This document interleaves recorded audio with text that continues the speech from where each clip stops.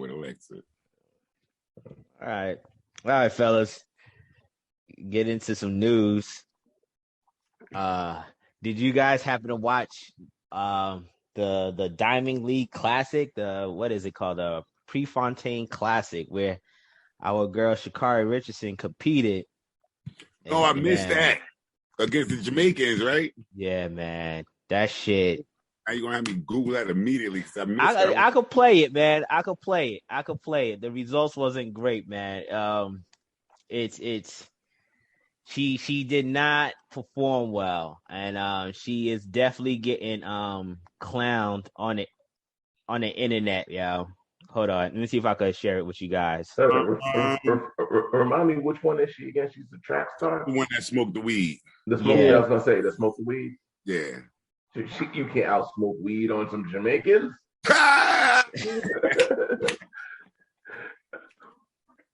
Yeah, shit. Y'all can see my screen for this next event on the track. Yeah. 100 meters. There's center of picture, and now you see her amongst the 9 women in this race. The 21-year-old Sha'carri Richardson won the Olympic trials. So she's in the 5th lane. Lane Thompson, so she's between the Olympic running champion and Shelly Ann Fraser. And outside in lane 9. And on the left there, Elaine Thompson-Herah. I think they put her in the middle and they put Intimidator because I think it's Sha'carri Richardson in the middle. 9 talented women out in lane 1 trying to cut through. Races are supposed to feel like go in Doha. Think that she would be nervous coming to this race, but wants to perform well, and she is sandwiched between. She go right here in the middle, right here with greatest the Jamaican silver blonde weave, and arguably 2 of the best ever. So before this race even starts, 2 10-6s versus all these 10-7s never happened before in history. Women's 100.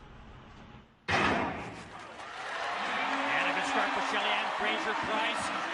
Thompson-Herah. Richardson being left behind. And out in front, the Olympic champion does it again. God damn. That is the second. Oh, she came in like last place. Henry.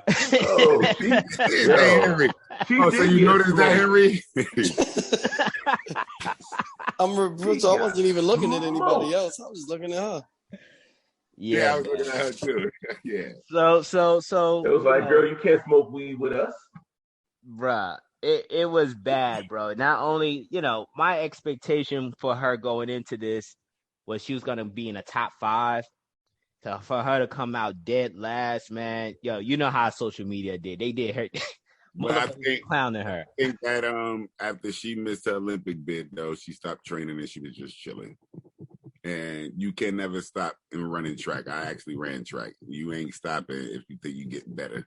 And if you say you waiting 4 years to compete, you already got to be on your bike training hard as hell. Facts. Like that, she has not been training at all because at some point in that shit, it looked like she was running backwards and everybody else was accelerating forward. Especially Elaine. Yeah, that was ugly. You should see Smith's face like when he said that. Like, yo, like, damn. Yeah, go ahead, Cal. Nah, it was ugly. And, really ain't nothing more to say than that. Hopefully you can chalk it up to the fact that she hasn't been training.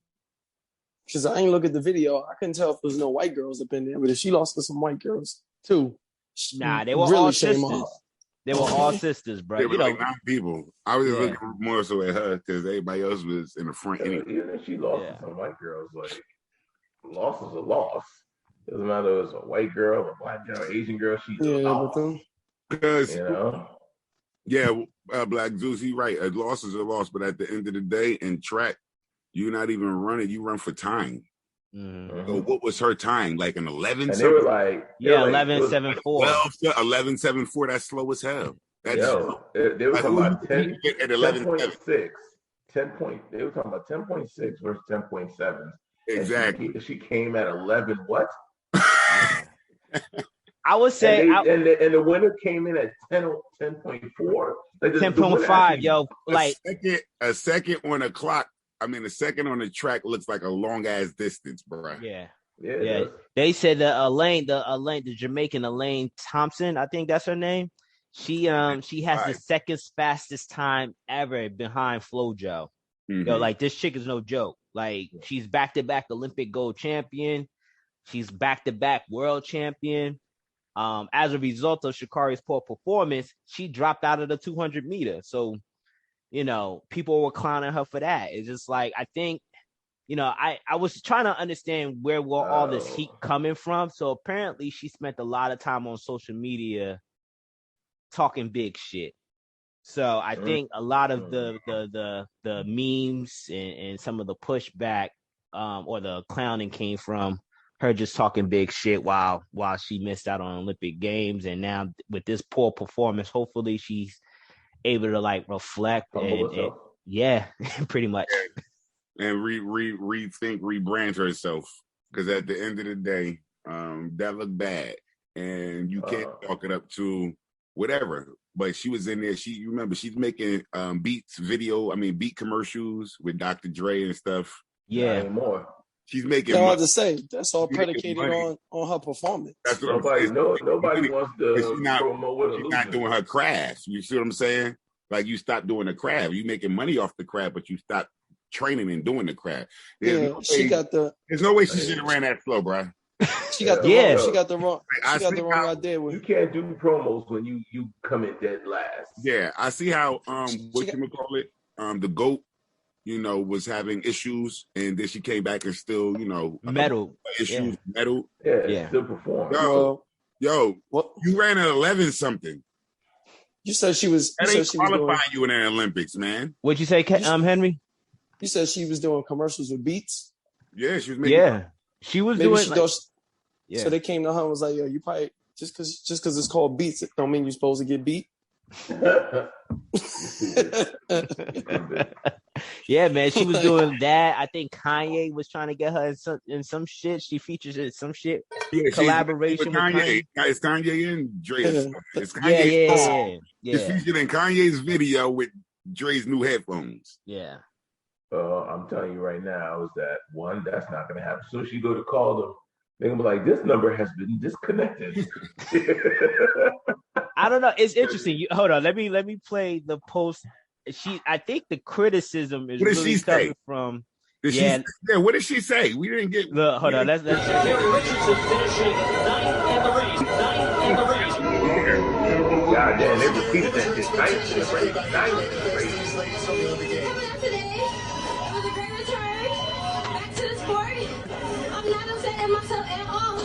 The lie detector test determined. I didn't want. I was gonna say, yeah, hold on. I'm not disappointed at all.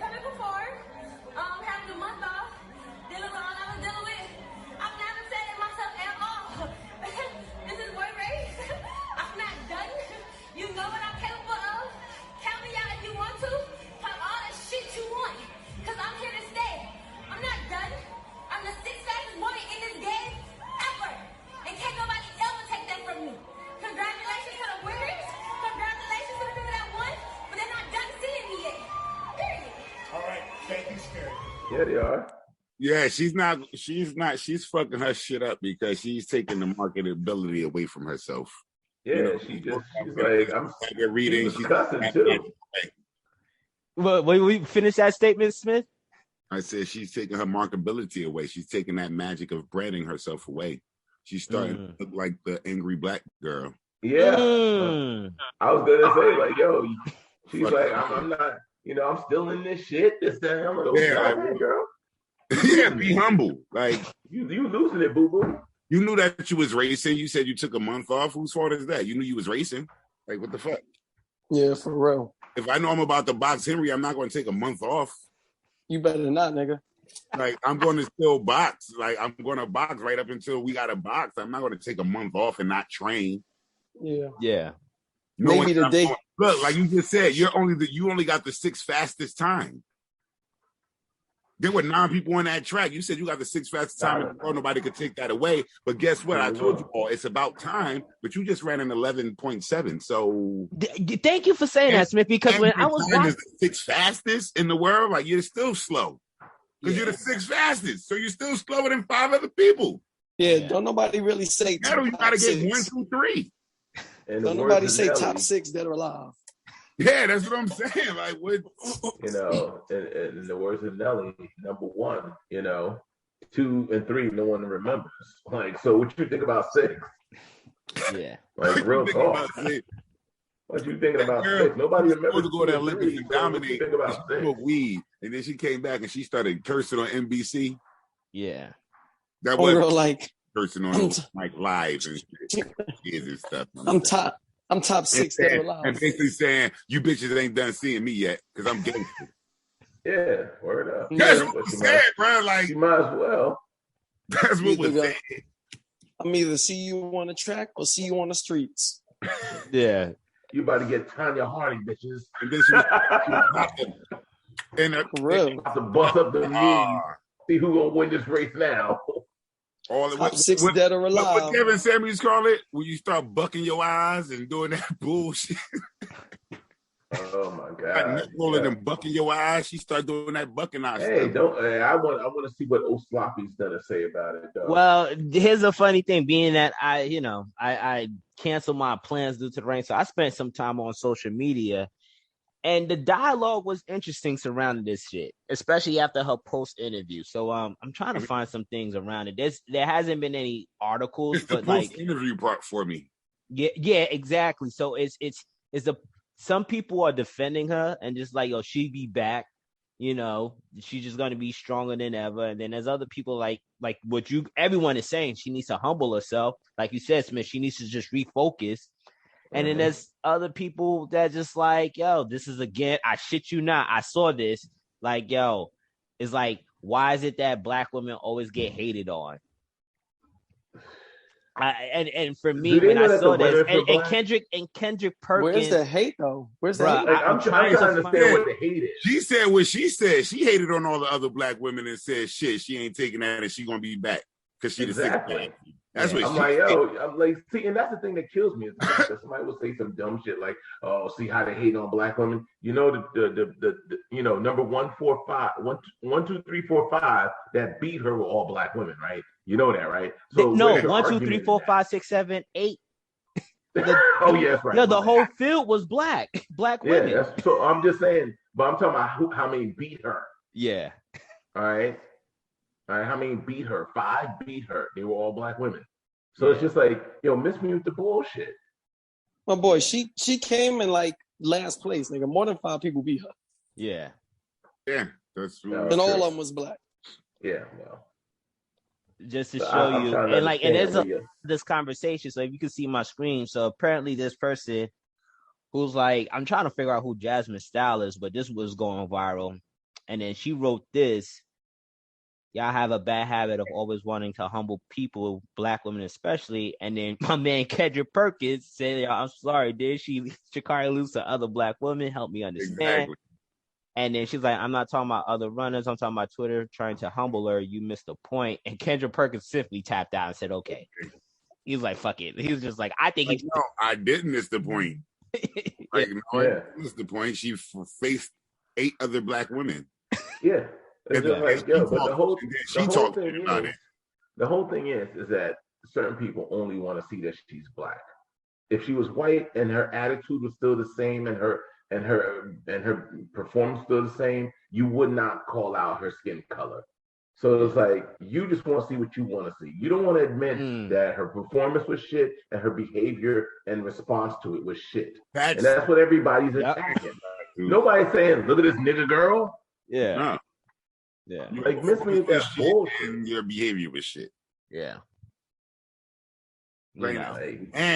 And a little bit of iron on the fire. I mean, gas on the fire. You said when you didn't get invited to the Olympics, when they basically expelled you from the Olympics, suspended you, that you was going to go back to the table and you was going to make yourself better, and that you would be better and you would be stronger and faster, and people didn't know that you would be the number one.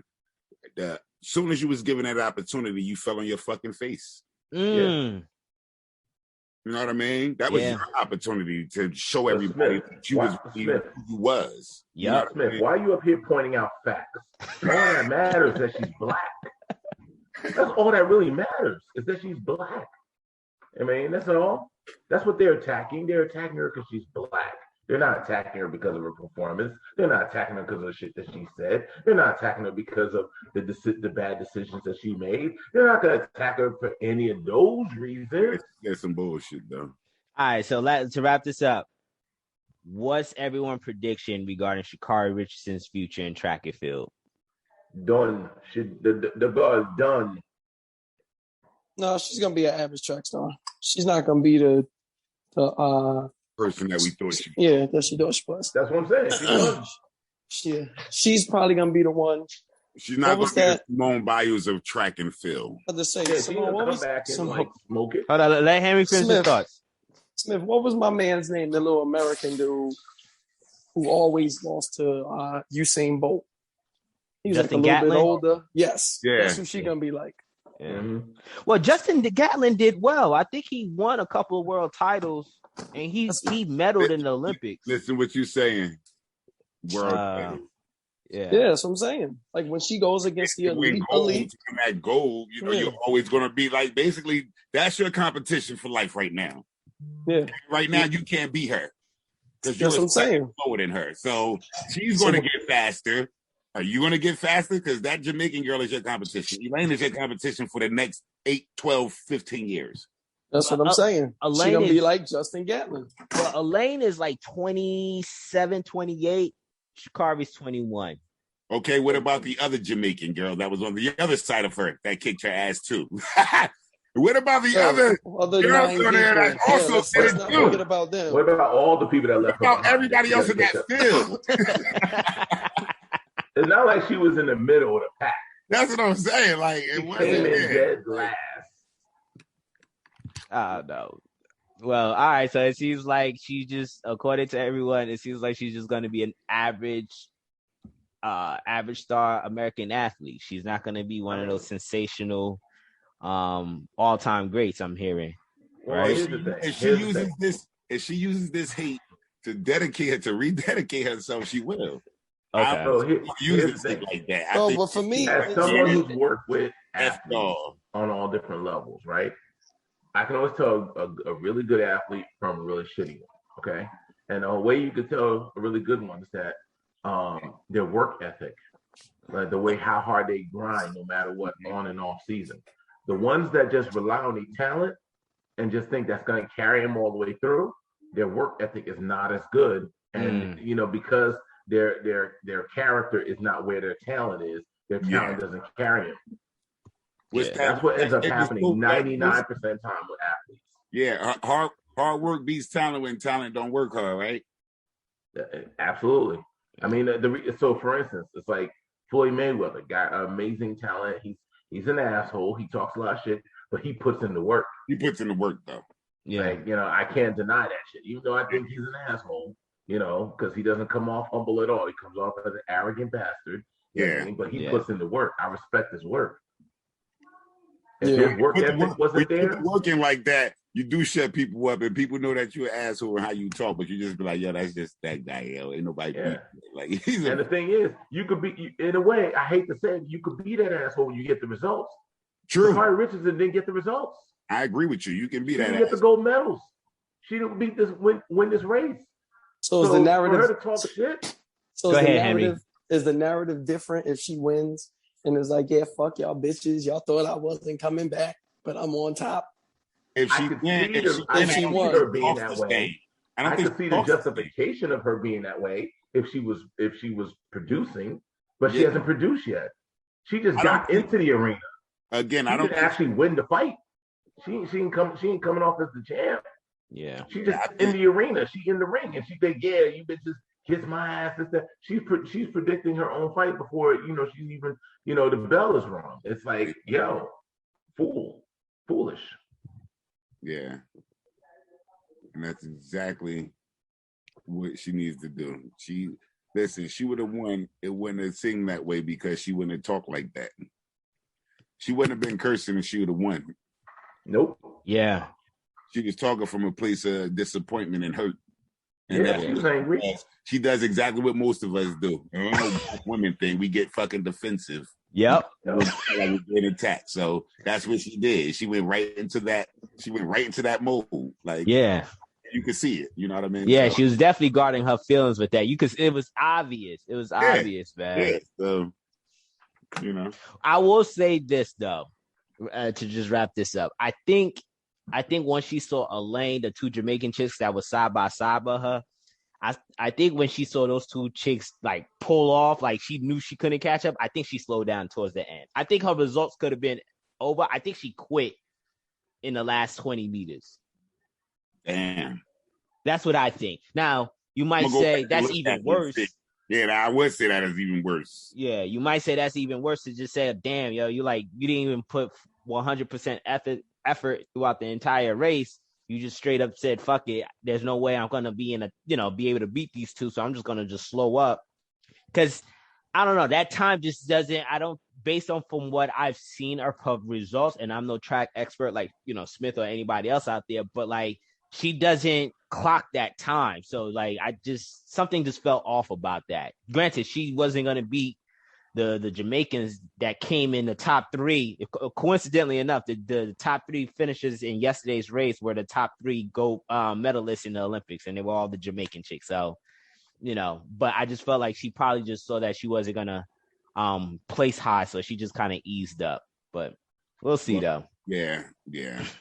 Because generally when you're running like that, a faster person pulls you and makes you run faster. Yeah. That's generally how it works. Oh, okay. Go running and I'm faster than you. I'm gonna pull you along. You're gonna try to keep up with me. You know what I mean? That's but that Elaine chick ghosted her, bruh. I think when she saw that gap, she was like, fuck it. I thought, look, I've seen her turn it on halfway through. That's what I was waiting for. Okay. I thought she was about to go into another gear. Yeah. I didn't see her giving up. I thought she was about to hit the next gear that they normally do. And she ain't have another gear to hit. That's what happened. Instead of hit the wall. She needed her oil change. She couldn't hit that second gear. He said she needed oil change. She needed that Castro. Disrespectful. She should have went with a different color wig, man. I might have propelled her a little bit further. Yo, on some real shit though, I'm glad you brought that up. Yeah.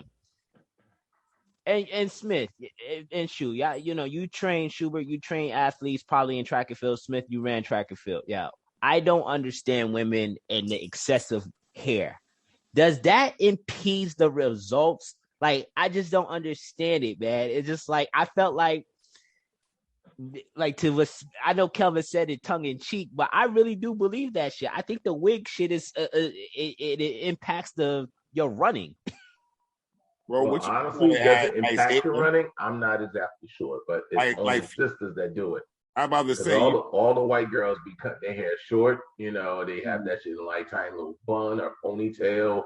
It's only sisters that do that shit. So like, does it have an effect? I'm not exactly sure because all the girls I've ever trained for track and field, whether they were runners, high jumpers, this and the other, have always and most of them are of ethnic backgrounds, and their hair has always been like maybe a shoulder length, maybe a little bit past shoulder length. It's always been their own hair, and typically they always keep it back in a ponytail or a bun. Yeah, well, FloJo used to have her hair long. I don't know if it was wig or not, but her hair used to be long, and it did not stop her speed at all. She still holds several world records. So I don't know if that correlates at all. All right, no excuses for Sha'carri. I was trying to find. I was trying to find something for her. You're trying to say, they see the drag on the hair. And FloJo used to have the nails done and the jewelry and all that shit too. So I'm just saying, I don't. All right, my man Smith said, no excuses. She retired in '88. Yeah, I'm just saying. Like, all right, no excuses for Miss Sha'carri. All right, next bit of news. This is from Bloomberg. The New Jersey American Dream Mega Mall is once again sinking in debt. Since its groundbreaking nearly 2 decades ago, the Mega Mall built in New Jersey Meadowlands has done little except hemorrhage cash. Now, less than 2 years after its much delayed opening, the complex known as the American Dream is threatening to dash the lofty ambitions of yet another developer. The family aren't the only ones who stand to lose big money. The lenders, including JP Morgan, Goldman Sachs, Soros Fund Management, Starwood Properties could face losses up to $1.7 billion in construction loans, and $1 billion in municipal debt is also backing the project. There's several other things, but I'm pretty sure that there might not be much to say to this, just more so information. But what do you guys think in regards to the mega mall, the American Dream Mall, and its debt problems? I got a question for you all before you all answer, though.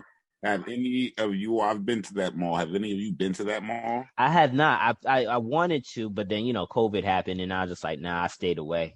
Okay. Yeah, I've been. What about you, Black Goose? No, I'm not a mall person. All right, so that's like that's 50% of our panel. Yeah, into the mall. So if those are like numbers throughout the state, they're probably not having a lot of people go to that mall.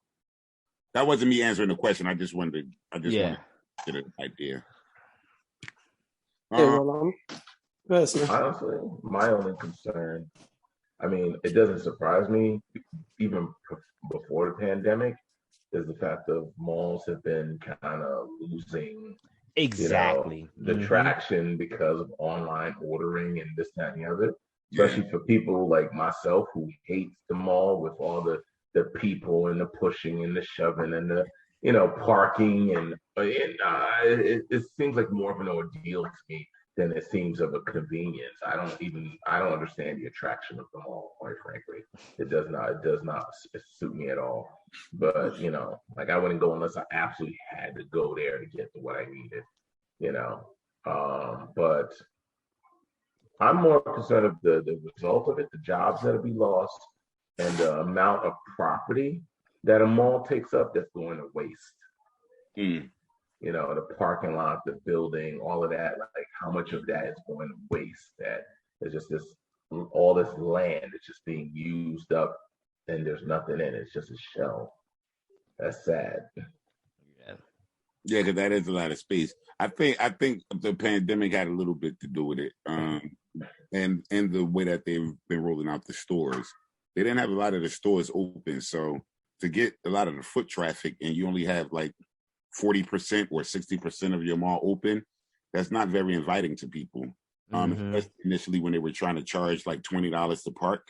Like that's not inviting. Whoa, repeat that again? $20 to park? $20 to park, yeah. So they don't. Why? I don't think they're charging right now because when I went the second time, I didn't have to pay anything. You just was able to drive in. But when should you ever pay to park at a mall? If you go to Newport Mall, you got to pay to park. That's true. Miss me with that bullshit. That is true. No, you're right. He's right. Newport Mall, you do have to, unless you could. Because I say that same thing too. Like, yo, who the fuck? Why you gotta?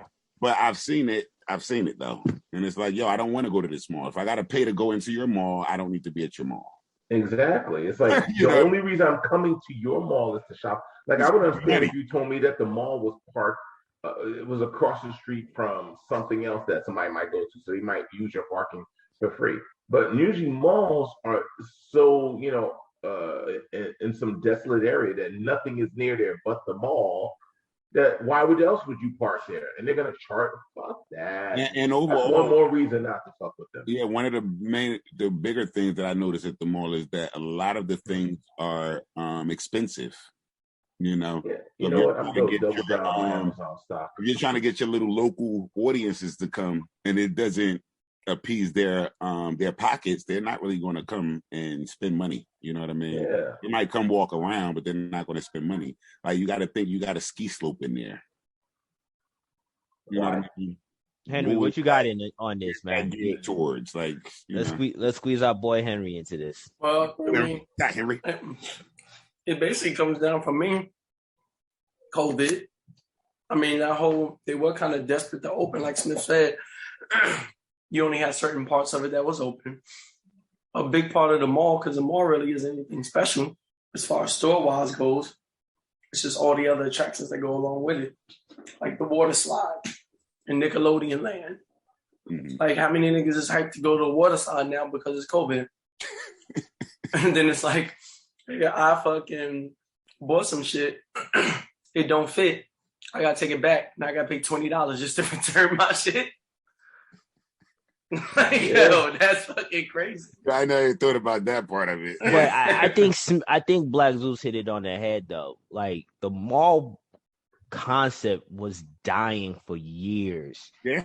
And the article stated it took nearly 2 decades to build this shit. Not because they couldn't find the construction labor or the materials. It was because they were strapping, they were hemorrhaging cash. They were strapping cash.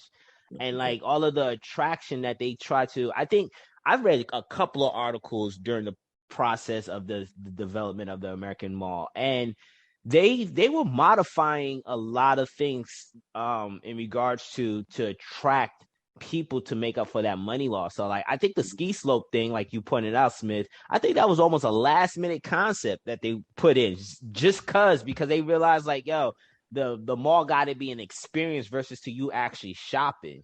Yeah, and, so that's what like you said what Black Zeus said and what Henry said though.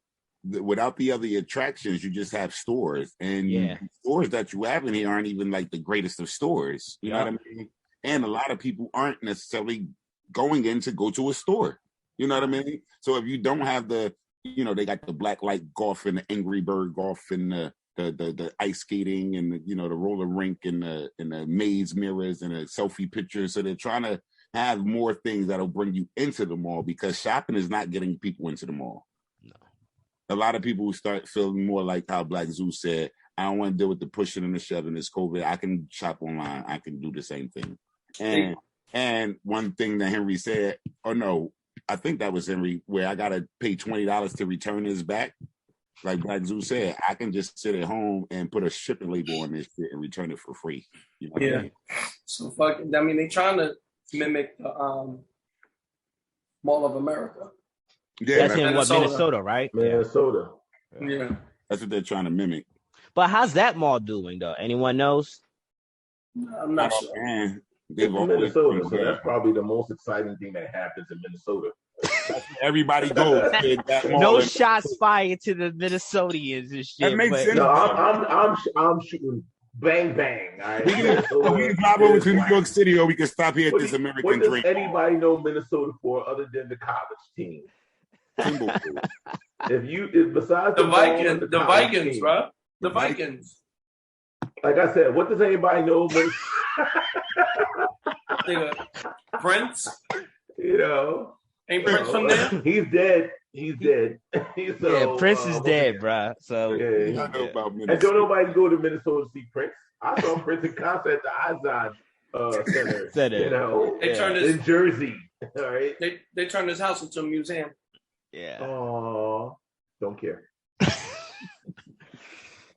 Well, we got a point. It's the only main attraction, so it could thrive well. Whereas like New Jersey got a lot of malls and even like small outlet malls. So yeah, man, we'll see though, man. It's gonna be sad to see that large plot of space become desolate and empty and abandoned if they can't turn it around. I think one of the things you said though about like the discount mall, like Jersey Gardens Mall still does very well. It does, yeah.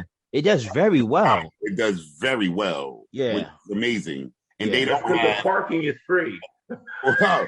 And they got the Tesla charging station too. Yeah, but I was about to say they don't have like a roller skating rink and ice skating rink and snowboarding and all. They don't have that stuff. They got cheap ass prices. That's it. I was gonna say cheap ass prices. And it's right by Newark Airport, like literally right next to Newark Airport. So it's convenient for anybody traveling.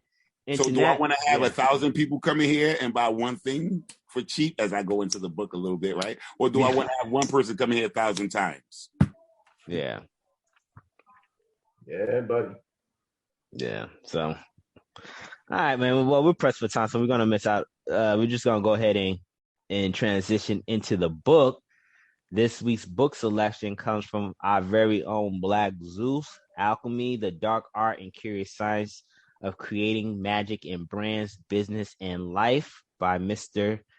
I shouldn't say Mr. because I don't know what his pronoun is. By Rory Sutherland.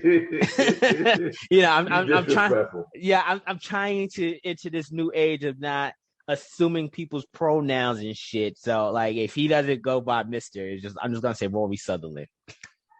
Listen, I'm gonna go with a pronoun till somebody correct me. Damn that. I mean, all right, Mr. Black Zeus. Give us a quick synopsis on this book, and then we'll get into the questions.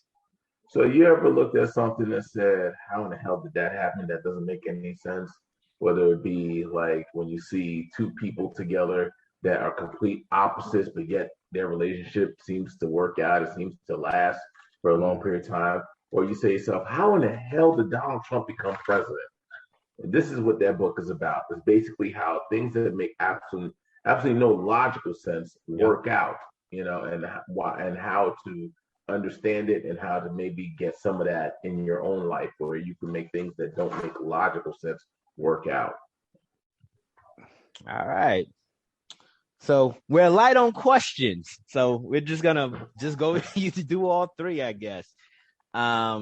First Some question. Short attention spans.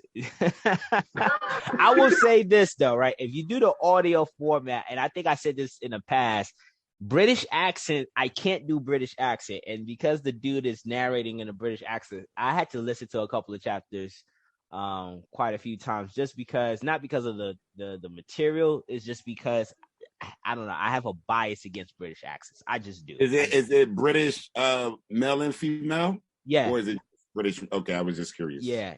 I shit you not. I was, and funny enough, my wife, she's following our book. As I told you, she's always like mimicking what we're doing, and she said the same thing. It's like this dude accent is just, I don't know. But anyway, let's get into the questions. In chapter 1.4, the author tells a story of a dog that is restrained by an invisible fence with an electrical collar in order to prevent it from jumping over a 2-foot fence. Is most of society also trained to stay in place by the invisible fence?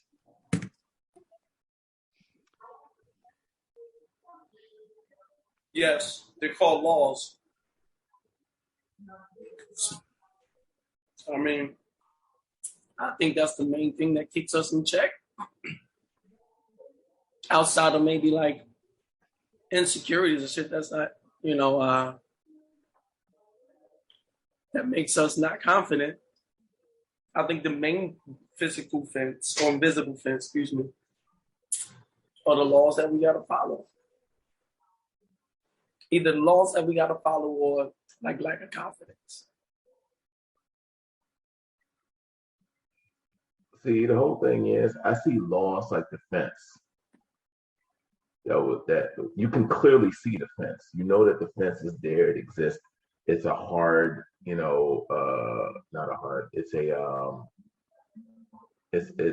concrete thing. You know what I mean? Like it's not a subjective thing. It's not a mental obstruction of any sort.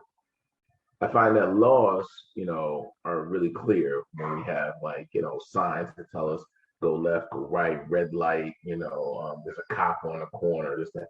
Those things are complete concrete, and that tangible things that you can see and acknowledge are there. I find a society to compare it to the dog with the electrical fence that you can't see, but there's a penalty when he crosses the line, is our societal norms or our societal shame. So, for instance, with this whole transgender thing, if you question it, just having intellectual questions about like, okay, well, this person obviously has a penis. So how are we saying this is a woman? We don't define women by, someone with a penis. We define women by someone who has a vagina, someone who has breasts, someone who can give birth to a child, but now we're completely throwing that out the door. Or we define, them, they, us, we as plural, but now a single person can identify as a plural being. And then any time before a person said they are a plural being, we would say that they were crazy, that they were insane, that they had multiple personalities and they needed medical and mental help. Now we're just going to throw that out the door. We're not going to question the logic and reason behind this. We're just going to go along with it. It doesn't make any damn sense. And we do this on not just in this that's more the context of what goes on now, but we do this on multiple multiple levels. And the thing that keeps people from questioning or saying anything about it, even if they don't agree with it, is that societal shame. Like you may get the cancel culture, or somebody might not, because people don't agree with you, or you don't like Beyonce, then the Beehive will attack your social media or whatever the case may be. It's this social shame and this social, what's the word I'm looking for? Mob justice? Not even mob justice, essentially, necessarily, but it's just the whole, you're almost, banned or kicked out of society for having a difference of views or opinions or a different thought or anything. And I don't see how that moves the discussion forward. If we're like, anyone who has a difference of opinion or view is not allowed to speak, is not allowed to express themselves, and that's the way I see this the comparison with the dog and the invisible fence, that electric collar. If you go past this unseen or unwritten rule. I tend to agree with what you were saying, because I saw where Kevin was going with the laws, and I was about to piggyback off of that. But yeah, you bring up an interesting point in regards of there's some aspect of how society operates that is not necessarily governed by our politicians or anything like that. It's like one of these like it's just mob pressure. And if you don't necessarily fall in line with how society culturally goes about doing things, or the shift that society likes to go, then you'll be castigated for having a difference of opinion or even raising those questions. Like it I think it's like those unwritten laws. That's the problem. That's what I'm saying. Yeah, it's those unwritten laws that society seems to have to like make up along the way, that doesn't necessarily make sense to another demographic of people, but yet somehow it has this much power and influence. It's very strange. Like even now, it's just like what I just did not too long ago in regards of like not trying to call Rory Sutherland Mr. because I don't want to necessarily assume his gender or his pronoun and stuff like that. But yet that's not a law. That's the electrical fence, right? Yeah, there. that's the electrical fence. There. Yeah. Right. And the thing is, it's like, does it really make sense? It's like you're talking about less than 1% of the population that gets offended by that. But now 99.9% of the population has to adapt to that behavior. Yeah. How does that make sense? Exactly. Yeah, because we're in America, so everybody here has to be happy. But this is not just happening in America. It's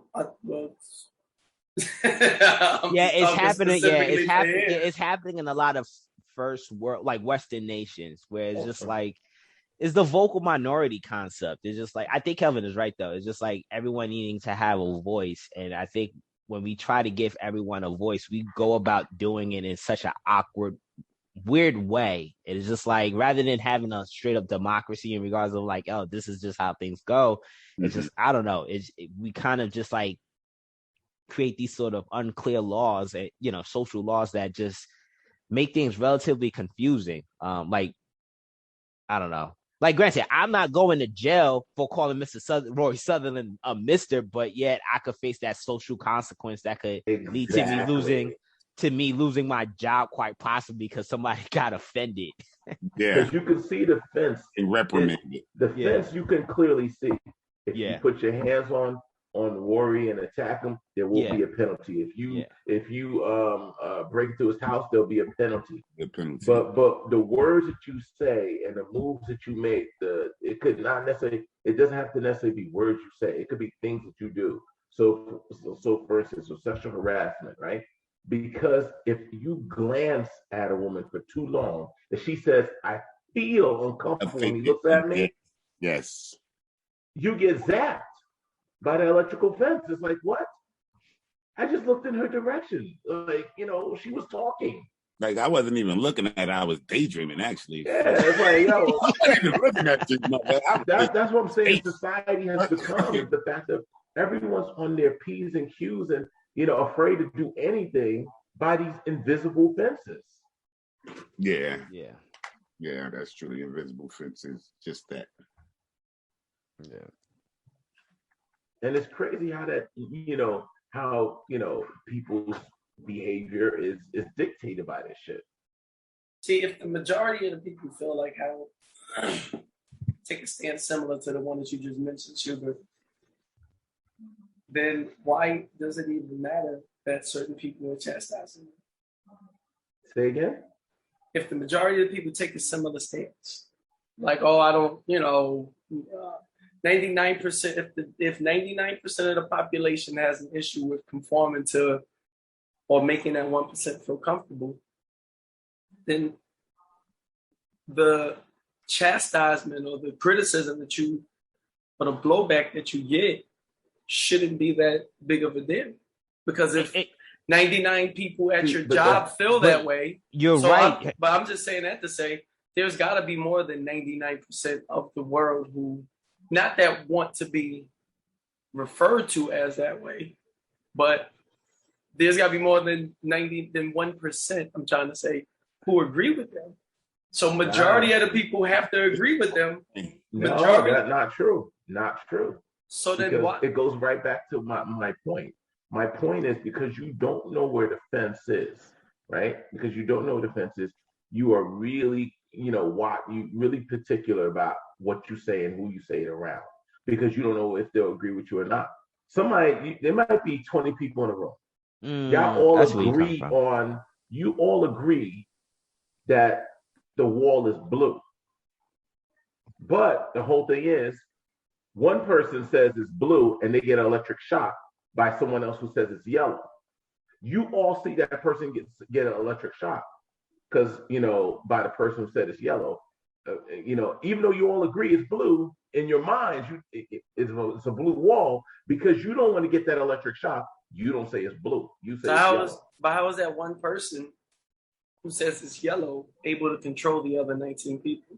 Because the other 19 people saw that one person get shocked, and they don't want that to happen to them. So they go along with the program in order not to receive that shock. So the one person, that's how cancel culture works. So the person who's in yellow or says it's yellow has more power than everybody else. Yes, mentally. Because for me, I would think it takes time, but yes, over the course of time, it's shown that it's the vocal minority, silent majority concept. Yeah, in the average city, all right, in your school, right? Who outnumbers the teaching staff or the students? The students outnumber the teachers. The students got you by the numbers, right? And essentially by numbers, they got you. But by the authority that they know that if they step out of line is what keeps them behaving and doing what they're supposed to do. And that bell goes off and they got to go to the next class. That bell goes off, they got to go to the next class. When they got to conform to rules and regulations that are not visible, but they understand the fact that there's a penalty if they step out of line. They have the numbers. But the people who are in power, in my opinion, are a minority. So we're saying, I don't understand that. We're saying that majority of those people who are in power feel like, oh, it's wrong to call a person Mr. You should call them a pronoun. Because if the majority of people in power feel, that shit is stupid, then who cares what the 1% whose feelings were hurting with the 1%? Like, okay, Cash said, or I'm going to end up getting power. I'm going to end up getting in that position of power wants the pronouns to be said, right? So what I'm saying is that how? But is it because they feel like it's wrong, or are they feeling pressure because of the invisible fence? Because if they're just feeling pressure, they feel pressure because of the invisible fence. Because those that are in power, they want to stay in power. They gotta appease a certain. And that 1% who's being offended is going to affect their entire company, even though 99% of the population feels like, oh, this is. You gotta listen. If we had a majority male company, and I'm just taking it back a few years, and they didn't have feeding stations or breastfeeding stations for some women. Mm-hmm. Had an issue with it. And then remember, there's only 1% of these women at these companies. That 1% got that changed. They made that happen. You understand? But their consumer, social pressure. But their consumer is more than just the 1% that works for them. Like you have to work. You have women all around the world, or wherever your region is. I'm talking about this particular corporation, though. Yeah, but all corporations aren't created equal. Some corporations still wouldn't have that. But they're working. But they're working for the general population. So here's the thing. Here's the thing, Kel. Smith. But the corporation is serving the general population. That's what I'm saying. So here's the thing. They're serving the general population. But will the general population, even if they put those feeding stations into business for the 3 women that work there, will that really affect their product? Will that affect the customers that are their customer bases? So the whole thing is you're doing that to appease these 3 women that really are not really affecting your bottom line. Because the people that are supporting of it, it doesn't affect them at all either. So why are they in support of something that makes no sense to support? Okay, so maybe I'm misunderstanding what you're saying, Schubert, because I agree. For me, with your example, Smith, you say there's only few women who work for the company. You can have all women who want to solicit that company, whether I'm buying something for you, whatever it is. They might look at it, all the women who would buy your product, but look at it like, damn, that's fucked up. But now if you're saying, so I'm looking at that as more than just 1%. But if you're saying that 99% of the people don't see why we have to call people a pronoun and 1% does, then who cares? Like, how is that 1% of the consumer, the people who work there, the boss, everybody who feels that way equals 1%? The rest of the population doesn't care. Inclusive, Henry, that's why. Because Henry, and where we are in America right now, everything has to be inclusive. Yeah. So here's the thing. Everything has to be that way. And if it's not that way, they can have an argument about it. So what I'm saying is, so that's what's making me feel like there's more than just that. There's a bigger percentage of people let me finish. Care about this. Wait, let me finish. You said the consumer. The consumer has nothing to do with the business. Now, I want you to understand what I'm saying. If there's a place that we don't want to purchase because we don't want to go to Starbucks because Starbucks got some black guys arrested, right? So we stop going to Starbucks. Starbucks, they start doing things with their employees, training, whatever the case may be. Everybody starts going back to Starbucks. Mm-hmm. That's not the same thing as Starbucks putting in something just for their employees. You know what I mean? Yeah. That is different when the consumers are saying we won't support you because you have these policies in place. Then this is the policies that we have in place for our employees. Even if it gets out, though, so you don't think that if it gets out that Starbucks doesn't want to implement the breastfeeding stations for their employees, you don't think that would cause the general public, specifically the females, I'm just going to say the females, to be like, dang, that's fucked up. I don't think I'm going to support them because of that. Honestly, that's a good point. Like, that's the point that's a good point. That's a good point. That is a good point. But honestly, I don't think. Let me answer it. Wait, because I was on there. I was on a poll to answer. Let me answer this question. This is what I think. But you're not actually hitting what I'm saying on the head. No, I know he's not. But let me answer this part because the Starbucks part has nothing to do with it. That's not it. And people will still support that because they've become addicted to this $5 Starbucks drink. You haven't read this book, really? Everybody won't stop going to Starbucks, but some of them will. And that's what I'm saying. You will have a group, but will that group be strong enough to make a change? So that's the thing. But that's if it messes with your bottom line, we're not changing anything for our consumers unless it messes with our money. But that's what I'm saying. Smith, I'm agreeing. Fellas, y'all getting off of my point. My point is the fact of that 1%, even if you cause that change, it does not affect the 99% that is, that's sitting there and following or going according to this. That's the bottom line. It does not make sense for you to push and advocate for something that does not affect you. So it's like Kelvin drives a Pathfinder. I have a Pathfinder. Bradley has a Nissan Rogue, right? Mm-hmm. No, he don't have a Nissan Rogue. He got a Toyota Toyota RAV4. Okay, you got a RAV4. What you got, Smith? Explorer. Okay, so we all truck people, right? We all got a truck. Then let's say Jason comes in and he has a motorcycle. All right.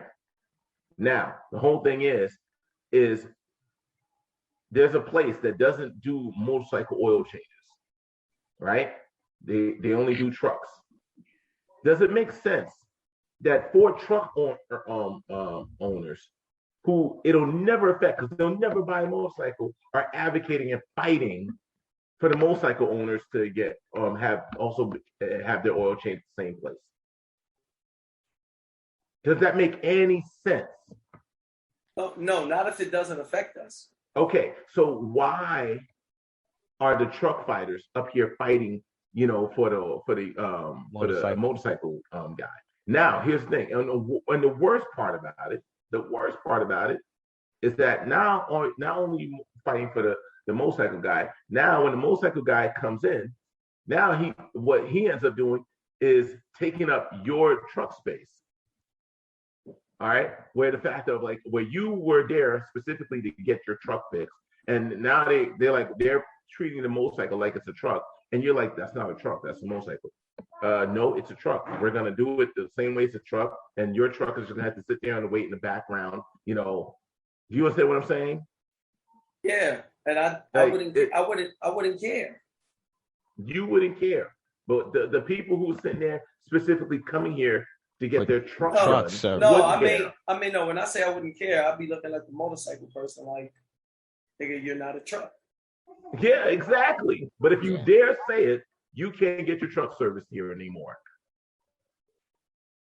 See, but then the person who owns the truck company or the truck fixing place would have to care. Oh dear God. They would have to care that you're saying like, yo, this ain't a motorcycle. Okay, let's use a real example. Like if the owner doesn't care. I don't think you get what I'm saying. Remember when it sent the video where the dude was walking around the women's locker room at the spa naked, transgender, Dick was just hanging out and everything, and the sister was upset. Yeah. And the women were upset, and they were talking about their 14-year-old, 9-year-old daughters being in the locker room, and there's a dude just walking around with his dick hanging out, this, that, and the other, who identifies as a woman, and they're all uncomfortable, right?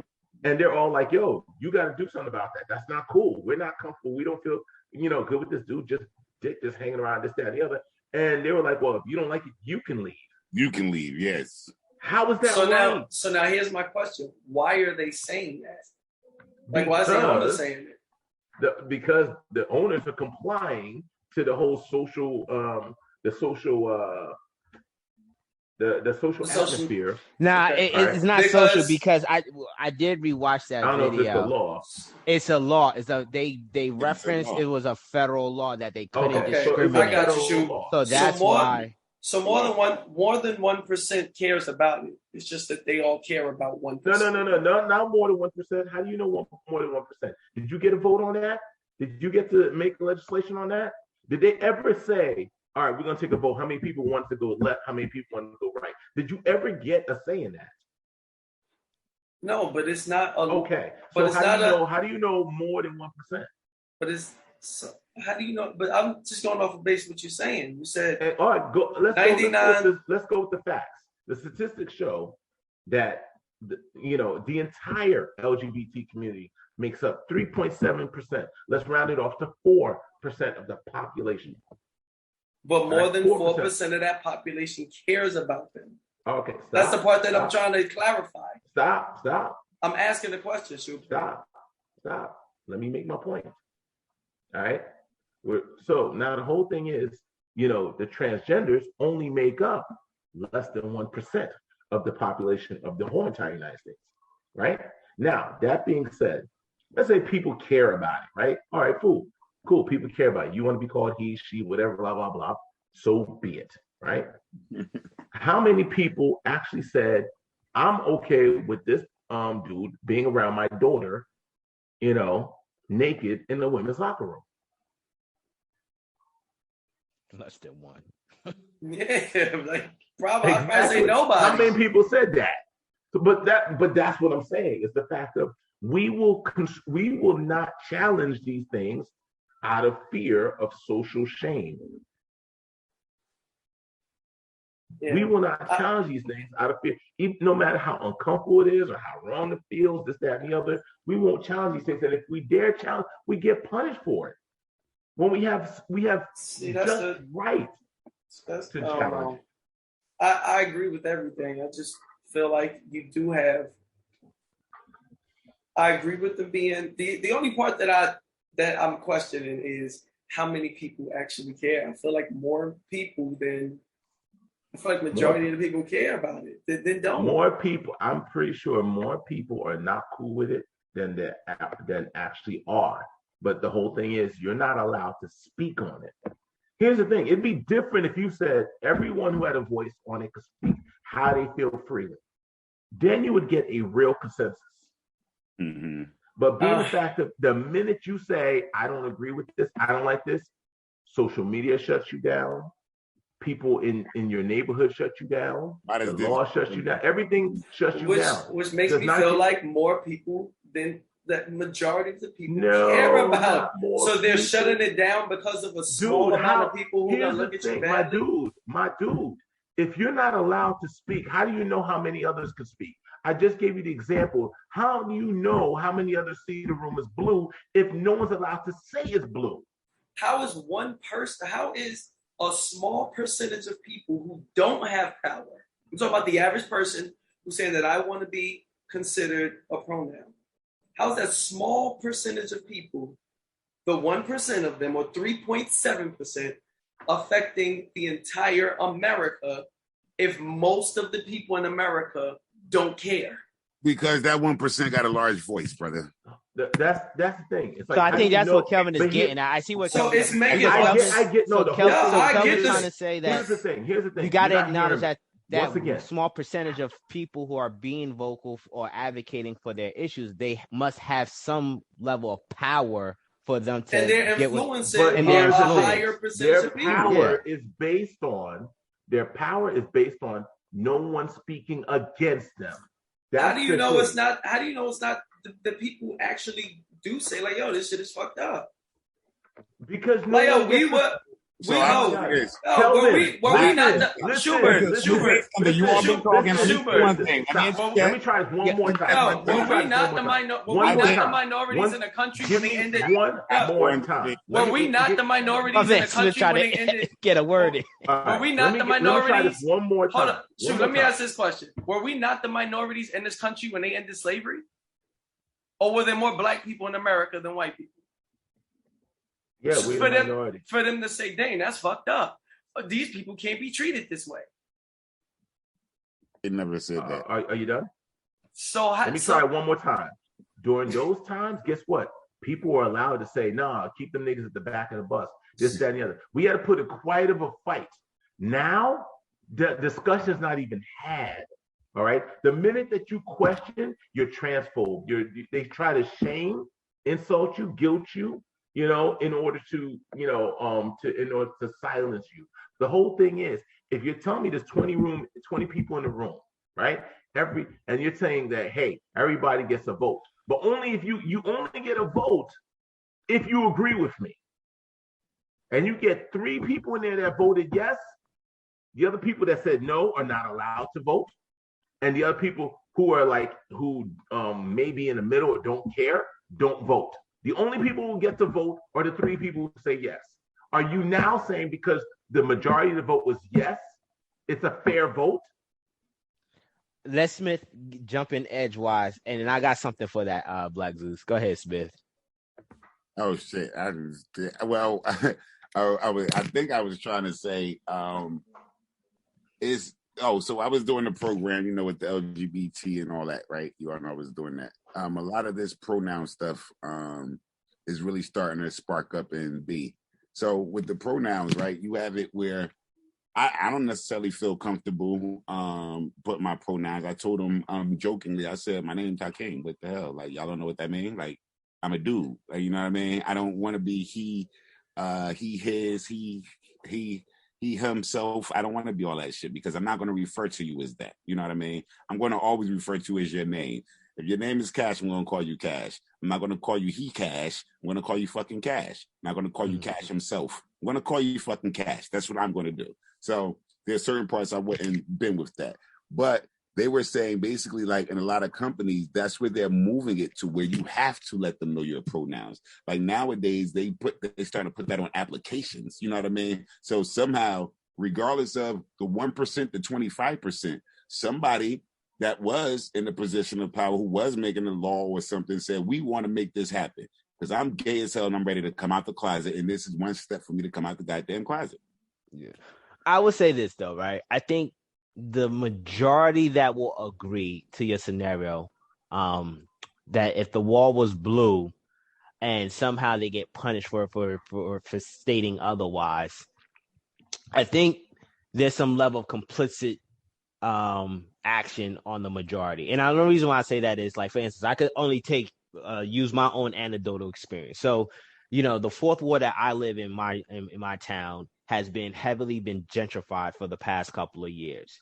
And the one thing I've noticed is when talking to local residents is there is this grumbling of being upset, especially amongst the minority folks, of being felt like they're being pushed out, but they don't attend the functions and the events that is required of them to make themselves be vocal.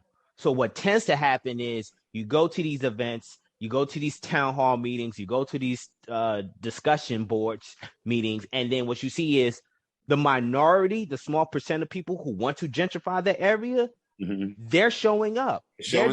They're putting themselves in a position of power where it's just like, yeah, it's not. I hear what you're saying, Schubert. Like, I see what you're talking about, but like, but there's something to be said about the majority not doing their part. It's not simply like the small minority of people all of a sudden at the snap of a finger they have this overwhelming power.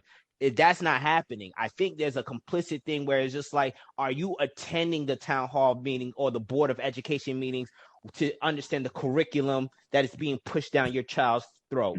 Are you attending? Are you voting on the people who are being presented on the ballots? Because that's what happens a lot of times. People will be like, I don't like my mayor, but did you vote? No, you didn't vote. So now the mayor that you complaining about is basically reelected again because you didn't do the necessary things to make sure. You're right in that. Because in a nutshell, here's the difference, though. No one is going to punish you for saying I don't like my mayor. No one is going to ostracize you for saying I don't like my mayor. No one's going to try to shut down your business for saying I don't like my mayor. I get that, Shu, but what I'm saying that all of that is the whole thing is it's kind of hard to say to somebody your vote counts when you put a gun to their head and say your vote counts, but if you say no, we will shoot. But that's not a fair discussion. But my thing is, I get that, but like my thing is, the social justice warrior thing has been there. Like, if you've been paying it, I think the problem is with the majority, and this is where I give my pushback is, it's just like you either remain blind to the changes or you remain silent to the changes. Either way, that's on you. Those things were happening. And so you weren't advocating for those issues, whereas the vocal minority were. They were doing the things. They were showing up to the events, showing up to those important meetings, putting themselves in a position of power to say, you know what, like to what my man Smith says, like, yo, I'm a gay executive. This is what I'm going to do. I'm going to have X, Y, and Z pieces in place. They were playing chess. And just to say, piggyback with that though, Cash, it's the same way as what's going on with this voter shit in all these other states. Like, why are the people not up or fighting for their rights to vote? But once again, we're talking about things that are clear. Town hall meeting. You're mixing up the 2-foot fence with the electric fence. The 2-foot fence is the laws that they've put in place. I get that aspect. I'm not mad at that. I get it. I agree with you. I'm talking about the invisible fence that says, hey, I don't like that 2-foot fence. Shock. You're nowhere near the fence. You just said, I don't like the fence. You will get shocked. You speak bad about the fence. You will get shocked. How is that fair? But I'm saying, that came from somewhere. In a country that's supposed to be free. But well, I get that. But that came from somewhere. The KKK can have rallies against Black folks, Jews, this, that, and the other. But if you say something about the LGBT community, you get shut the fuck down. How's that make Not necessarily all the time. It depends on how you construe the argument.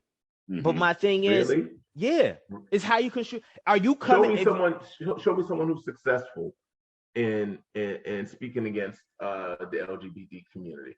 It depends in what aspect. Are you just saying their lifestyle? If you're coming in from a venomous place and saying like, yo, no, not from a venomous place, just but what I'm saying is, if your argument is that the LGBTQ community, there should be supposed to be like some level of genocide. They should be all wiped out. No one's going to agree with that. It depends on one's saying that. But what I'm saying is, it depends on what the argument is about, or the arguments or the topics are concerning with the LGBT community. I think honestly, the things that we're concerned about, whether it's the LGBT community or any other issue, is for the majority that seeming to have a difference of opinion. What are you doing? And what I've noticed that I'm starting to see is you're starting to have more parents show up to these Board of Education meetings and saying like, yo, look, I see what my child is being taught. One of the things, I was listening to a podcast with a lady, and she was talking about how the conservatives lost the culture war. And she was like, the reason why we lost the culture war is because we stopped showing up to certain events. We sat back and we just let the people who were the vocal minority run roughshod. And then by the time we woke up and realized what happened, we realized it was too late. And I hear what you're saying on that. So you gotta, but my thing is not, for instance, this cancel culture didn't just come out of the blue. It was a slow progression that happened, and I think for the vocal majority, you could have just been vocal as it was changing. I see what you're saying, and I'm not disagreeing with you as far as the changes that happened. And the whole thing is, there's some of us that are complicit in it, and like you said, and some of us who are not complicit. But those that are not complicit always get penalized for it. So, for instance, there was a British newscaster, not newscaster. He was kind of like the Regis and Phil whatever of Piers Morgan. Yes. Okay. And the whole thing is, my man had been a stout supporter of the LGBT community. He spoke against transgender men competing against transgender women and busting their face open in MMA. Mm-hmm. And they wanted this man's job, which they did get. He eventually ended up having to resign. You know what I mean? And it's like, yo, I've been a supporter, but the whole thing is, I can't say it's okay for someone that I know that was born biologically a man to get into a ring and fight with a woman or compete with a woman in any other sport, even though he's been a supporter the whole time and said, listen, this one area, we crossing the line. It's a little bit too far. And they wanted blood. And I get that. And so what the majority needs to do is to say to the network in which he lost his job or he had to resign, is to say, yo, we're no longer going to support your network. We'll boycott your network. But the problem but that's the thing. It's hard to create a majority when you see the fact that if someone here's the thing. So hold up. When so you were the minority, but the thing is, there needs to be a level of accountability, because if you're the majority and you see this and it doesn't align with your beliefs or your core ethics, then you're very much complicit in all of that and just sitting back and seeing one man get terminated when you completely agree. It's not that. Here's the thing. When the majority had their speak, right, and they're saying, hey, we want to change this, that, and the other, no one penalized them for saying what they had to say. They were allowed freedom of speech. They were allowed to bring their argument to the table, so forth and so on. All right, cool. Now, when someone else brings arguments against them, there's a penalization. That's the problem right there.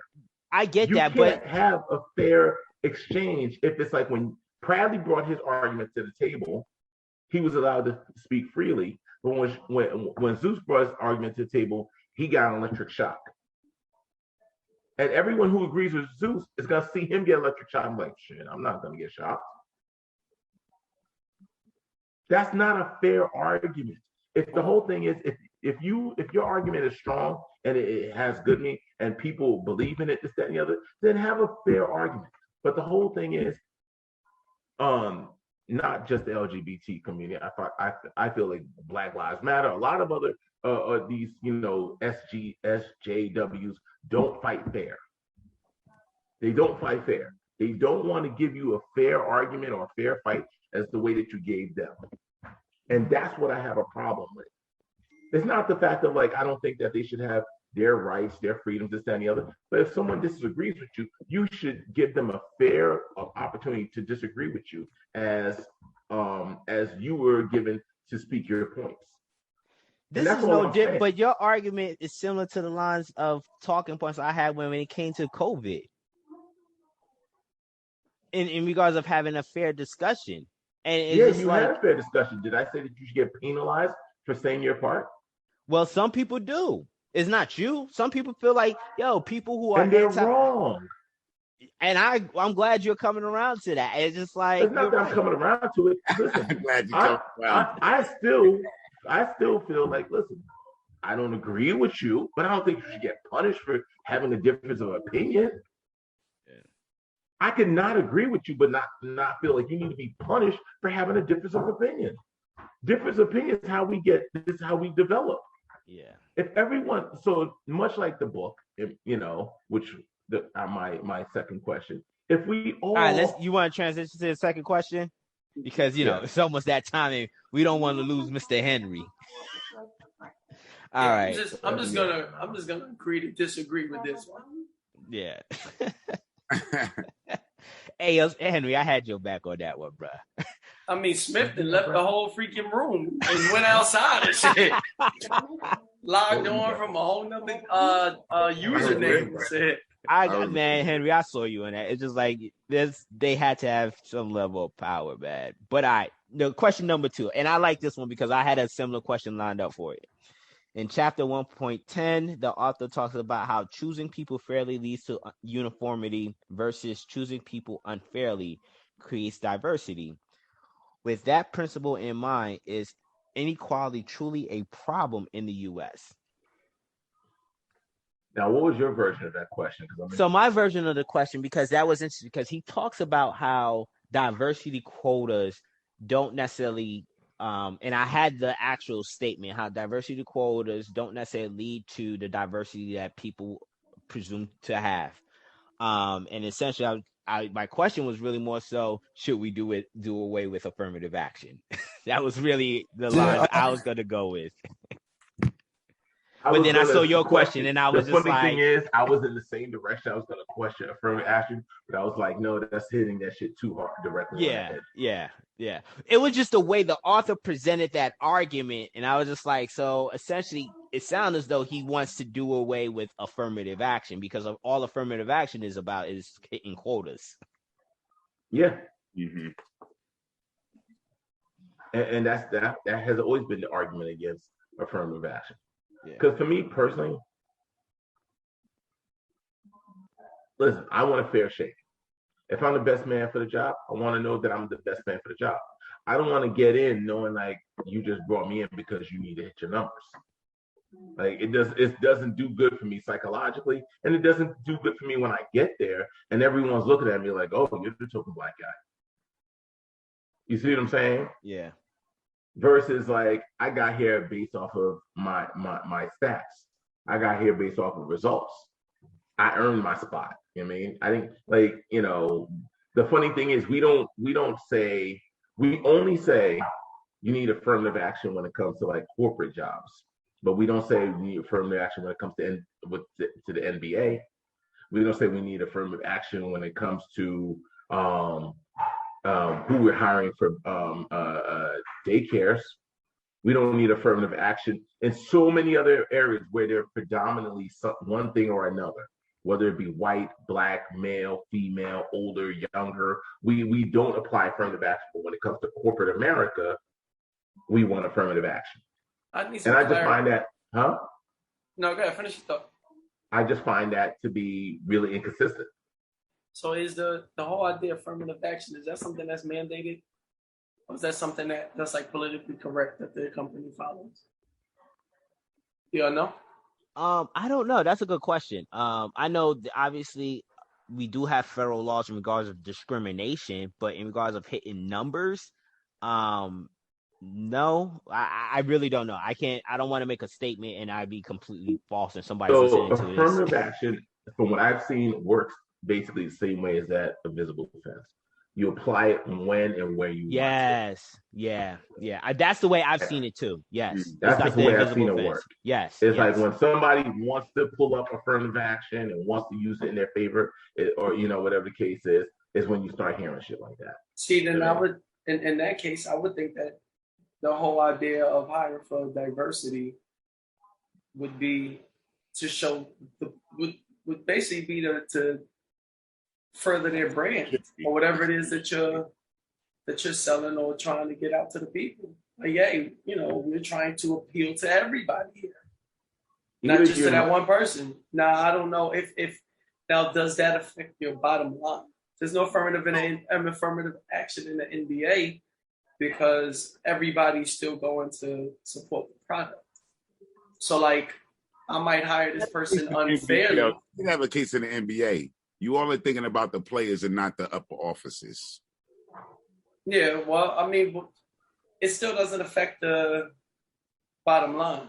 So if they're hiring the people unfairly, which we all know happens, but it's because we want to show that we're diverse, because at the end of the day, it's going to make more people like us as a company or want to support us as a company, whether it be financial or whatever.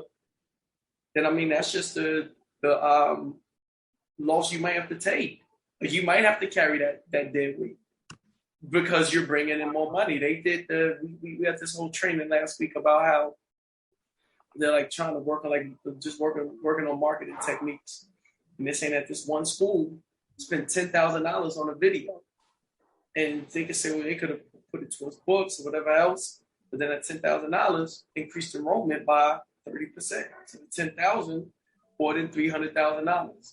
So if the sacrifice, I'll say this and then I'll wrap it up. If the sacrifice is, okay, I got to pay this motherfucker $80K because he's fitting a quota that's going to help me bring in a target audience that's going to bring me in 300, 400,000. Like, yo, it's worth it. Sorry to the nigga who was qualified. Like, nigga, you ain't making me more money.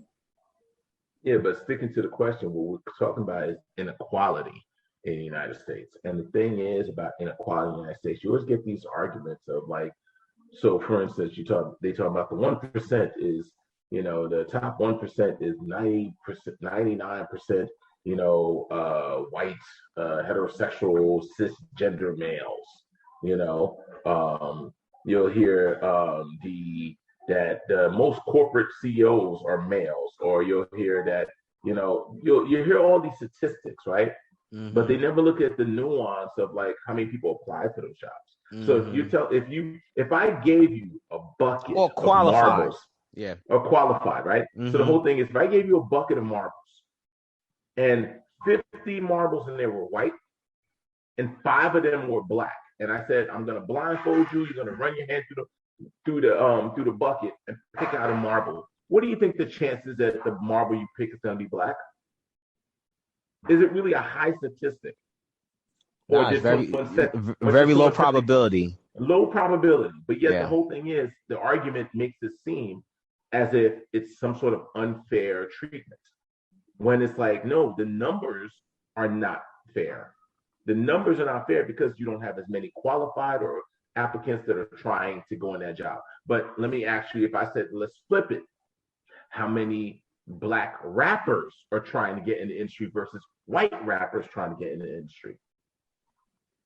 I bet you have a lot more black marbles than you have white marbles reaching into that same bucket blindfolded.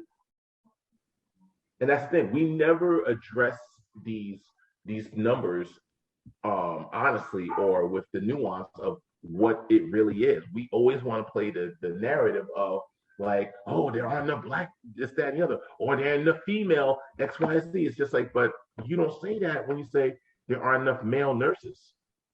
There aren't enough. I don't know.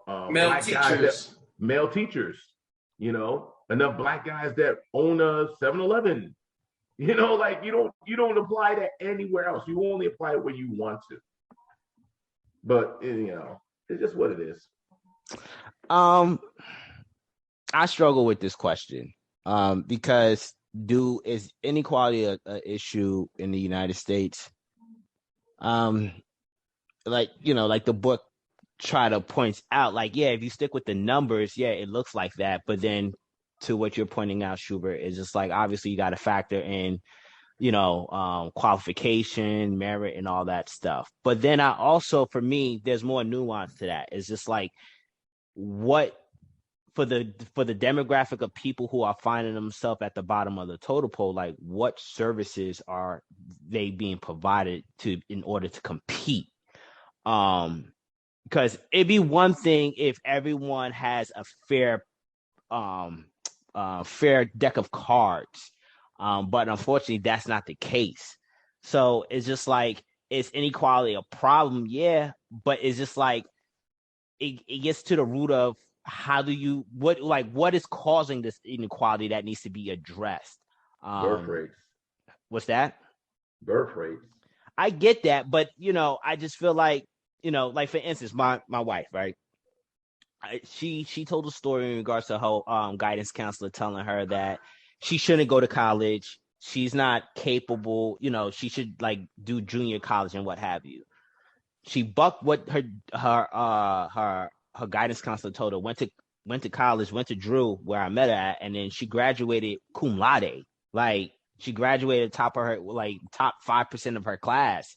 So it's just like, I think a lot of times those little details, it's just like, what's causing the equality? Are certain people playing to biasness that could feed into the inequality? I think, I don't know, man. Is that anecdotal or is that general? I'm leaning. It's anecdotal, definitely anecdotal. I won't deny that. But it's just like, how often does that play itself out, though? Where I don't think that's general in urban environments 10 to 15 years ago. That was general. That wasn't anecdotal. And that's what I'm saying. And it's just like, because it was. And here's my other question. That's what black and brown students are told for. Hold up, time out. Let me ask you another question. What was this counselor basing off this? Was your wife a studious student back in the day? Yeah, like she basing it off of how she looked. Like, yeah, she. I'm just asking. Yeah, she never. I think she graduated because right now I hear that the high school was a 5.0 scale. Back when we were growing up, it was 4.0. She graduated with like a 3.3. That's bizarre. I shit you not. So it was just like it's that. Because I've never heard cases like that with someone who has good grades, even coming from brown schools. Okay. I've heard it happens though, and then Smith I do hear it happen a lot, with like 2.0s and 2.5s and stuff like that. I have heard that a lot. I'm not going. And that's what I'm saying. It's just like, you get situations where kids, speaking on, obviously this question is centered around race. You get kids who are minorities who are given advice that often won't be given the same advice if they were white in affluent areas.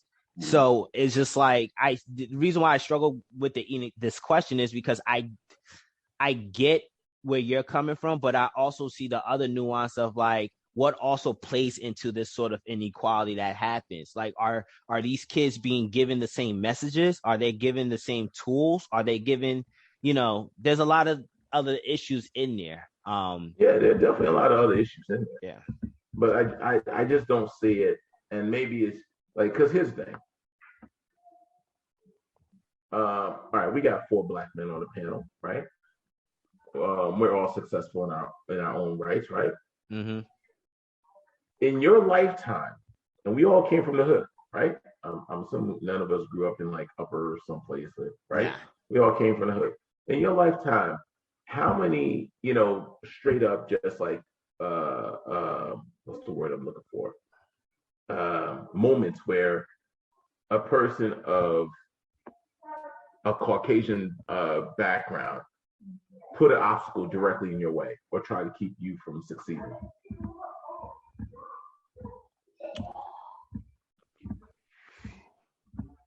On the surface, no one. There wasn't a Caucasian that put an obstacle in my way.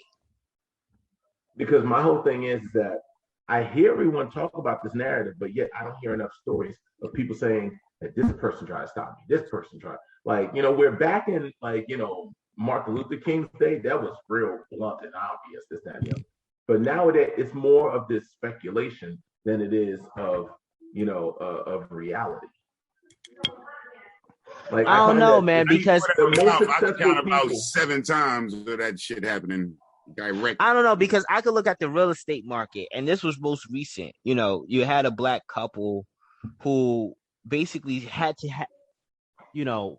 get a white colleague to fake like that was their residence. Exactly. In order to their house to appraise higher. Like, this is not like we're talking about the 1950s, 67. We're talking about in the. You just did that. Yeah, it's like we're talking about the new millennium. I'm not disagreeing. My brother had to get a white face to sell his black house. Yeah, so I get what you're saying, and I'm not disagreeing with you. So what I'm saying is, quality is real. It is definitely here in America, and it's going to be that way. You got to look at things like this. You have affluent houses where people pay $36 million for a house, but then you got Skid Row. You know what I mean? If you've been to a beach lately in California, or if you know about the beaches in California, and you go and you see how the homeless population has basically become a whole migrant camp in itself, like the inequalities in America are still too far gone. And yes, the affirmative action, we needed that. We needed it then. Is it necessarily now? It depends. But it was done then because people were getting closed out. Doors weren't being open. You know what I mean? And that's just what it was. We were still coming out of our slavery and coming out of the, civil rights and all that. And doors just weren't being open. And in order to get doors weren't being open. In order to get doors open, they had to put some things in place in order to get some more people in there. Now, as far as that, would that make your company diverse? So I still look at it like this. You might be bringing in somebody of a different shade to my company. Just say if we had a company and we wanted to bring in a Caucasian, just because we be bringing in a different face doesn't mean that we're lowering our standards. And I think that's the part that, we look at like, oh, well, they're lowering their standards because they're getting somebody outside of the race or outside that, they got this person through affirmative action. But just because we got this person through affirmative action doesn't mean that they're not highly qualified or more qualified than the people we got currently working here. So we need to not play that card either. You know what I mean? Okay, but here's my question on that, right? I'm going to give you a little bit of pushback. Mm-hmm. How come when, you do get a person of color in the job, right? Mm-hmm. You get a person of color in the job. Why do black people think of that dude as Uncle Tom? Why is he like a Brian Gumble or a, what's this other guy? Benson? Ben Carson? Ben Carson. I mean, why do we automatically, he's black, is he not? But his mindset apparently isn't black. Well, sometimes we don't like that. And the whole thing is, that's what the companies are hiring for. They're not hiring, necessarily for a skin tone. They're hiring for a mindset. They're hiring for a certain type of qualification. Right. All right. And the whole thing is, not that many black people have that mindset. So, but when they do have a Ben Carson mindset or whatever you want to call them, Brian Gumble mindset, black folks turn on like this Uncle Tom motherfucker. So which one is it? Is it the color or the mindset? Man, that's just hate and jealousy. So it is the mindset. And whether you're gonna get it from the black people or the white people, you're still gonna get hated on with jealousy. So that's true. I agree. Mindset still becomes like this. From again going back. Even though you got in here, you Brian Gumble ass dude, you're supposed to reach back and pull another one of us up. And then that person that's how the fuck it's supposed to go. But hold up. How the whole thing is Brian Gumble might reach back and pick someone up, but it has to be another Brian Gumble. Because remember, it doesn't matter if it's another Brian Gumble. It can't be another Brian Gumble, but it has to be somebody else. How many Brian Gumbles are there? A whole bunch of them, Schubert. I mean, there's a whole bunch of Brian Gumbles out there. Yeah, there is. So my whole thing is, I find it funny that every time we see a black person rise up in success, and they're not quote unquote black enough, we're ready to throw them in the fire. Yeah, but I don't know. I think that's kind of changing because the companies that's hiring them aren't hiring the people who's super black all the time. Super black in the sense of like what? Like I talk like a black person. I hang out with black people. No, super black enough. He's super Afrocentric, and you probably are not going to represent my company. Exactly. I don't want you coming in here with a fucking daishiki on. No, you can't have it both ways. And that's the thing. And you know what I mean? And the African medallion. Don't forget the African medallion. Like, you know what I mean? Shit. Others, y'all be blessed. Yo, wait, hold on, Kelsey. This my fault. Yo, I know there was one more question and he couldn't stay on. All right, last question. All right, in several chapters, the authors points out reading data and statistics do not account for the context that goes into deriving those results. How did the term men lie, women lie, but numbers don't get so popular when it's missing the very important thing, context? So we've all heard that phrase. Mm-hmm. And I remember when Jay-Z made it, I forget which album he said it in, but when Jay-Z said it, the shit just blew up. Like everyone started saying this shit. And I remember simultaneously reading this book called How to Lie with Statistics by James White. I was about to say, numbers do lie though, right? Yeah, numbers do lie. Yes, Yet for whatever reason, people still advertise this term as though once you throw out numbers, that's the end of the argument. There's no refuting it. There's nothing.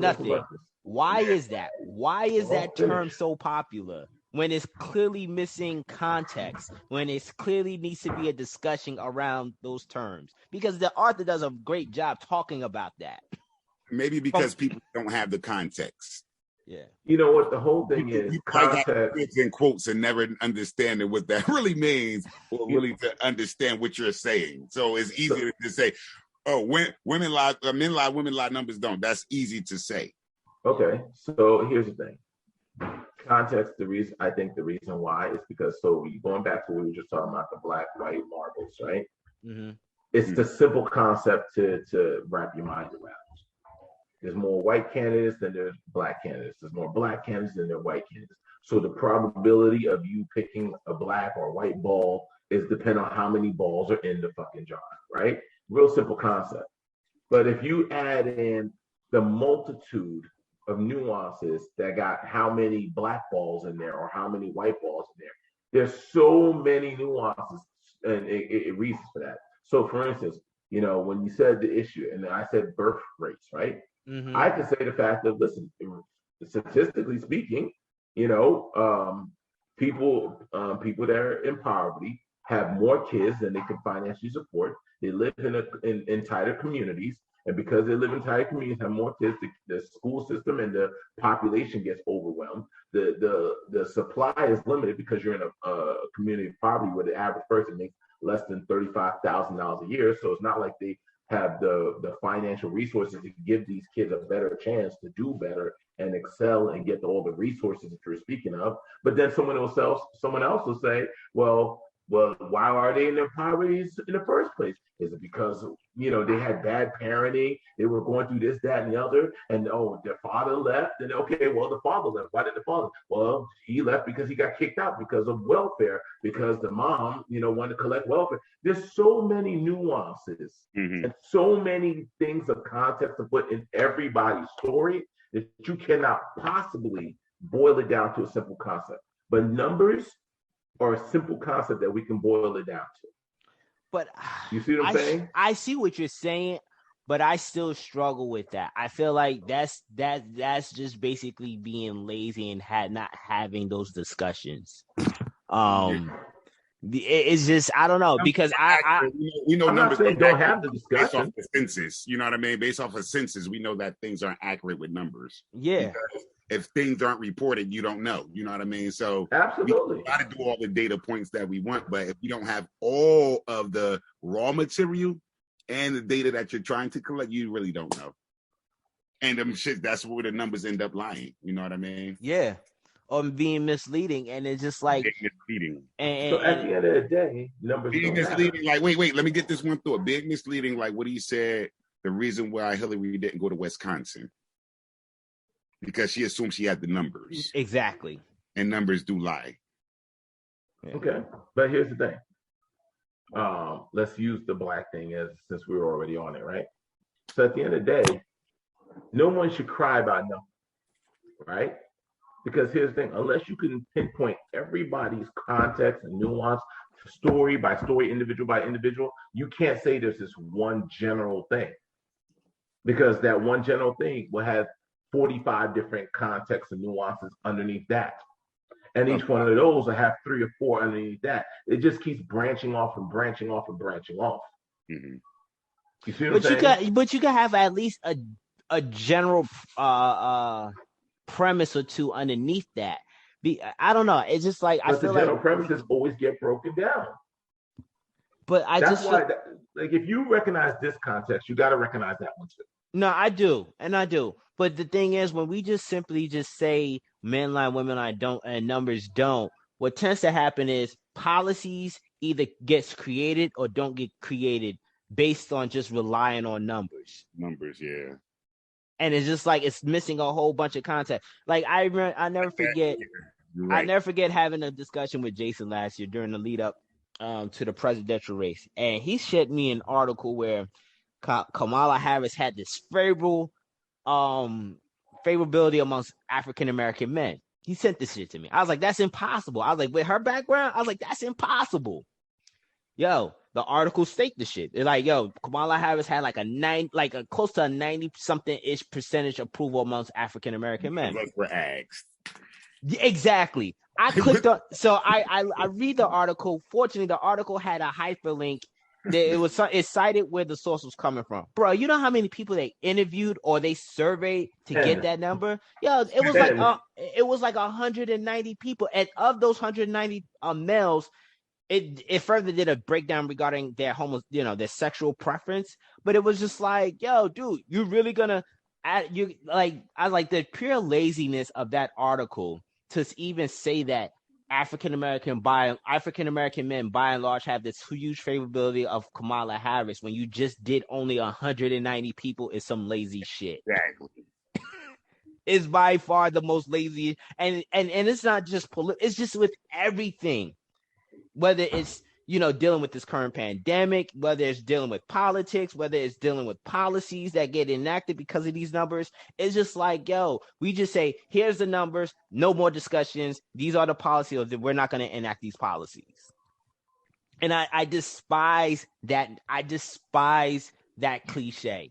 And and it's just like, what it does is it basically, it makes the science community very lazy in the way they going about talking about these issues, and it defaults in making people lazy in regards of talking about these issues. So we're not going to keep putting our hand in a bucket of marbles to see the variations. The first time that we do it, we just going to go with that variation.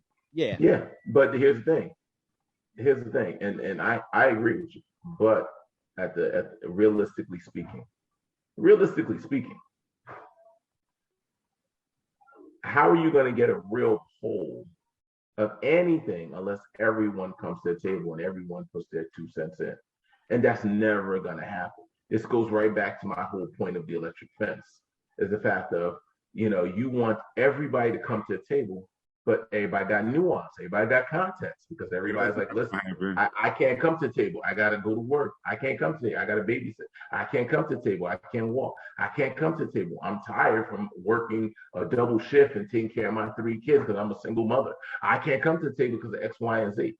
So now who does come to the table has all the power, has all the say, and then that's what ends up happening. And then you say, guess what? The majority that didn't show up to the table are lazy, or they didn't put in the work, or they were asleep and they didn't this, that, and the other. So it goes right back to our argument that we had before. I was saying earlier, that guy said, that people were gentrifying and these other people didn't show up. What about the nuance of why those people didn't show up? You see how that nuance shit just doesn't seem to really work? Well, it just but you could I get it. Anywhere. No, because you could have this sort of endless discussion, and I get that. Exactly. You're like, at some point you gotta say this is what it is. This is what it is. I certainly get that. But they get better sample sizes. Like, there are more than 192 people in prison, and they could have asked fucking prisoners for a fucking prison. Like, they ain't got nowhere to go. Shit, you could ask them. But it's just like, but there's still ways, like, because to go back to like my community issue, I can at least say, for the most part, yes, why didn't they show up? Well, I could at least say like they've tried. They sent if you can subscribe to the town's newsletter. You know, by doing that you get all the notification. I saw that William Scott, he's the head of the NAACP chapter here in Montclair. You know, he went around literally.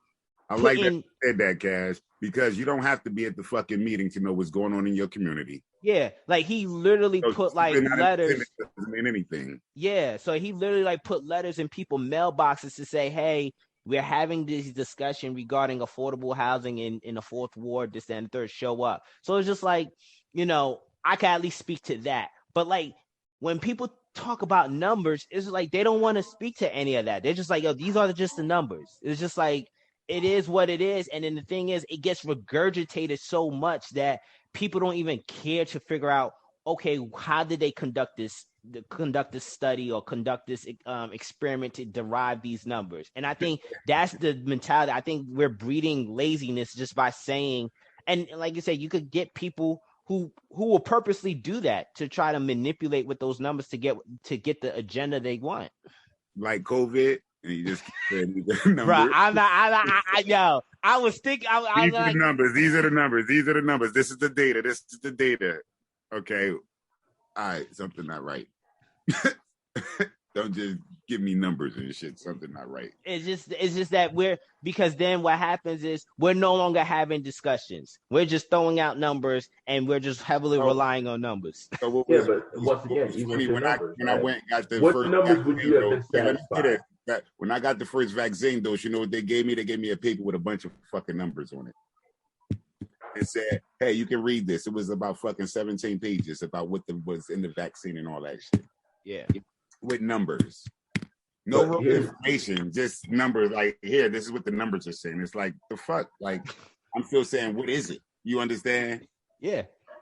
So what you was about to say is, what numbers would you be satisfied? Would it be a number of 200 people, 500, 1,000?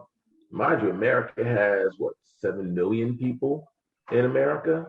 You know, what numbers? It's like 400 million people, close to like 400 million people in America. Okay, 400 million people in America.